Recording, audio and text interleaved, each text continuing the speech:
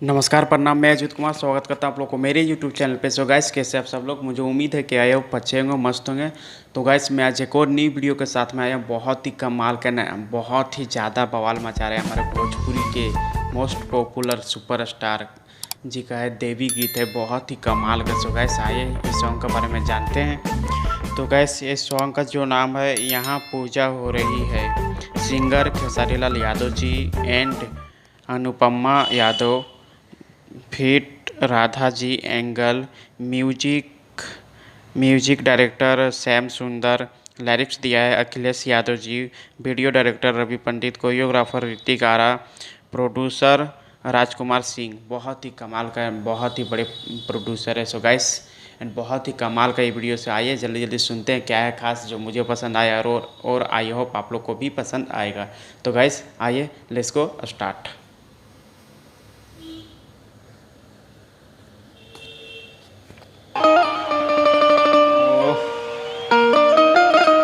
बहुत ही कमाल, बहुत ही बेहतरीन। नवरात्र के आगमन हो गइल बा, जगह जगह पर पंडाल धराइल बा, मैया सबके घर आ गइल बड़ी। कितना नीक लगता रे बाबू। और दुर्गा पूजा समिति के द्वारा आज देवी जागरण के आयोजन रखल गइल बा। तो हम चाहतानी कि जितना लोग देवी जागरण में आइल बा, सभे अपन हाथ उठा के एक बार प्यारा सा जयकारा माई दुर्गा के लगा दी। सभे प्रेम से बोली दुर्गा मैया की। मैया आ गइल बड़ी, तरह तरह से भक्तगण स्वागत में जुट गइल बड़े। यही ना एगो भक्त अपना मेहरारू से कहता रे, का कहता रे कैसे अपना मोहलिया से निकल हरी सबके मम्मी। सूत गइल का मास्टर, अपना मोहलिया में से निकल हरी सबके मम्मी, अपना मोहलिया में से निकल हरी सबके मम्मी। खड़ा भइल गौरा के तैयारी कुछ भइल नहीं, रथवा खड़ा भइल गौरा के तैयारी कुछ भइल नहीं। सबके अलग अलग भाव होला। यही भाव में हमार भौजाई भैया से कहत रहली हो, ए राजा जी, तो भैया कहलन है कि का हो। तो देखी ना कितना भाव में और कितना प्यार से कहत रही कि पूजा के कला तैयारी, आई गईली हो देव के दुलारी। आई पूजा के कला तैयारी, आई गईली हो देव के दुलारी। बेल कम करो के सेरावा सवारी, स्वागतम करहो। के सेरावा सवारी, स्वागतम करहो।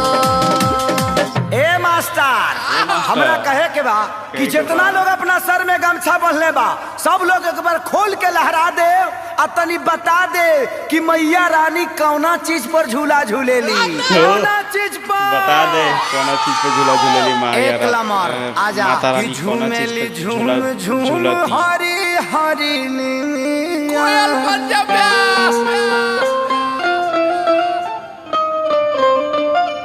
अरे जिया झूमेली झूम झूम हरी हरी निमिया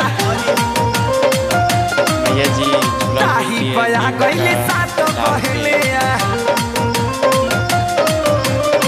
पहला पुरवा झूमेला पतैया, पहला पुरवा झूमेला पतैया, झूलेली हो झूलेली झुलवा लगाई मोरी, बहुत ही मजा लगाई मोरी मैया, झूलेली झुलवा लगाई मोरी। खेसारी लाल यादव जी एंड राधा जी बोलो तारू पूजा पाठ में जान तो बाड़ू जे का लागेला। सब जानता ने दिया ढक्कन गाई ऐसे ना चलता गा के बताओ, पैसा ले ले बाड़ू हैंगा थोड़ी गा। सुनी होई दिया पैसा लिया है गांव के बता पिया, दिया लागी औरी ढक्कनियो लागी हो। के पिया काला सा के पनिया पा मैया जी के लौला की चननियो की हो। ए पिया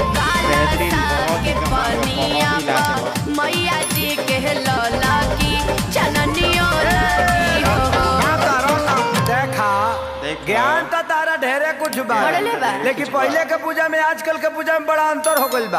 पहले के लोग पूजा करे मंदिर जाता लो, लेकिन आजकल के लड़की मंदिर के गेट पर सैंडल पहन के कहते से हेलो दुर्गा माँ औरी का हेलो दुर्गा मोबाइल ले तारी सो मुंह चोंगा लेखा बना के कहते से कि मैं हूँ और ये मेरी माँ है और यहाँ पूजा हो रहा है।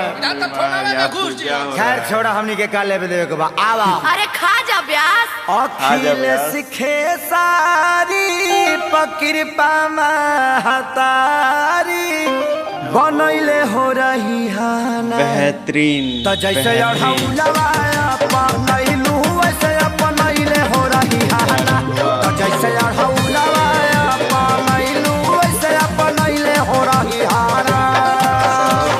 श्याम आकाश विवेक जी पकिरपा बनैले हो रही है ना।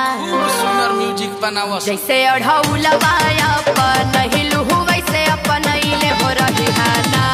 जैसे अढ़ौलवा अपनैलू वैसे अपनैले हो रही है ना। छूट कितना मिलल? छूट कितना मिल रहा सो फनी एंड गाइस बहुत ही ज़्यादा मज़ा आया, बहुत ही बेहतरीन।